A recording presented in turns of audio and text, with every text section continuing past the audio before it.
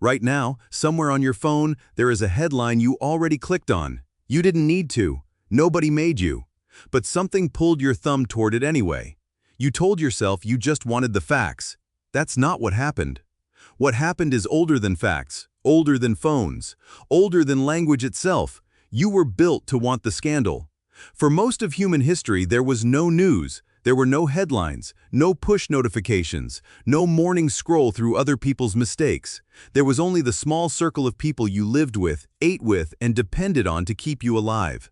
And in that circle, information about who broke a rule was not entertainment. It was survival data.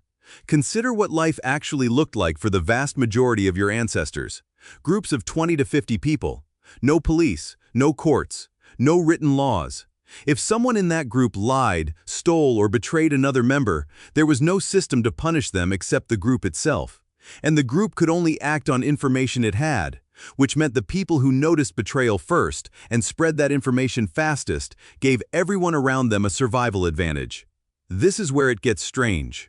Evolutionary psychologist Robin Dunbar spent years studying primate social behavior before turning his attention to something oddly specific: how much time humans spend talking about other humans. His research found that gossip, in the broadest sense, consumes something like 60% of adult conversation. Not weather, not work, other people's business. Dunbar's theory is that language itself may have evolved primarily for this purpose, not for describing tools, not for coordinating hunts, for tracking reputations. In a group too large to personally verify every interaction, you needed a way to know who could be trusted without watching them yourself. Gossip was the solution.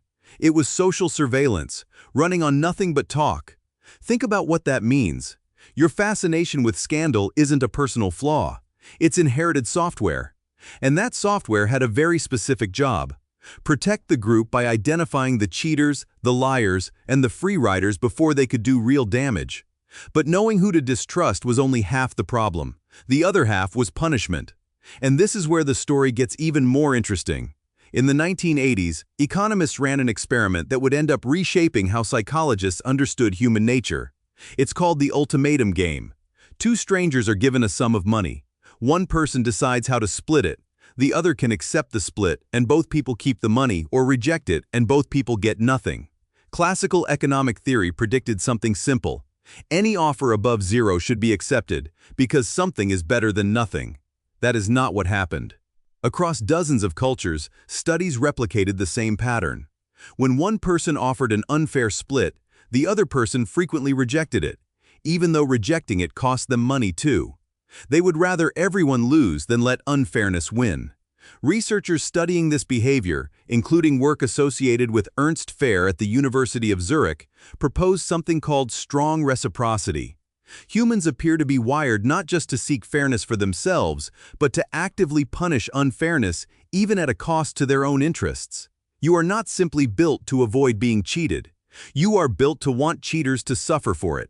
Now hold that thought and think about what a scandal actually is. A scandal is a story about someone who broke the rules and got away with it, at least for a while.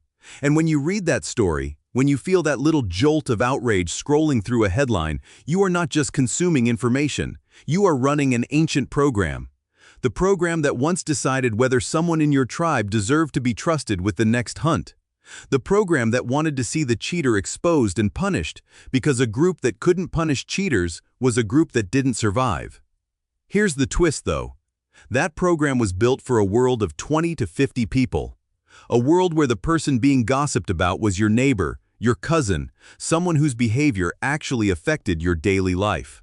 Today, the person in the headline is a stranger. You will never meet them. Their scandal has zero effect on your survival, your food supply, or your safety. Your brain does not know that. Neuroscientist and psychologist Matthew Lieberman, who studies the social brain at UCLA, has described how much of the brain's architecture appears dedicated to processing social information, arguably more than the parts dedicated to abstract reasoning. The brain treats social information as urgent by default. It doesn't have a separate setting for stranger on the internet who cannot affect my life. It only has one setting. Someone broke a rule. Pay attention. This matters. So when a platform, a network, or an algorithm hands you a scandal, It isn't inventing a new desire in you.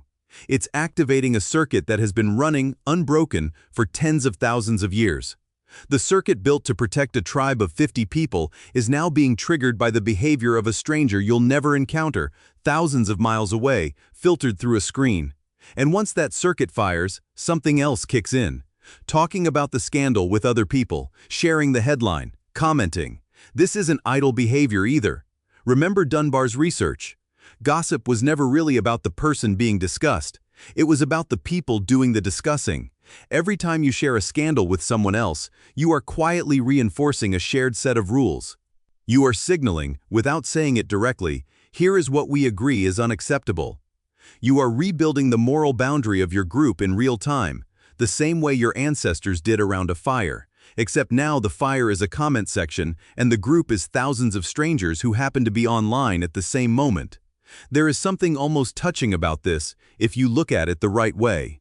Underneath every viral scandal, every pile-on, every trending controversy, is a mechanism that was never designed for cruelty. It was designed for cohesion. It was designed to keep small groups of humans honest with each other when there was no other system to do it. The problem isn't the mechanism.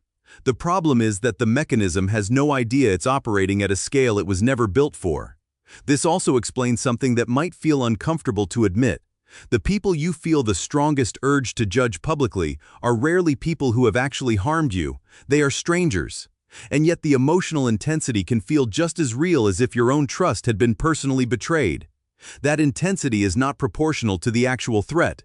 It's proportional to how deeply this circuitry runs. It evolved before proportional mattered, because in a group of 50, almost nothing was disproportionate. Every piece of information was relevant to your survival. There's a quieter question hiding underneath all of this. If gossip and scandal tracking were tools for enforcing fairness in a small cooperative group, what happens when the group becomes the entire internet? Does the tool still work the way it was supposed to?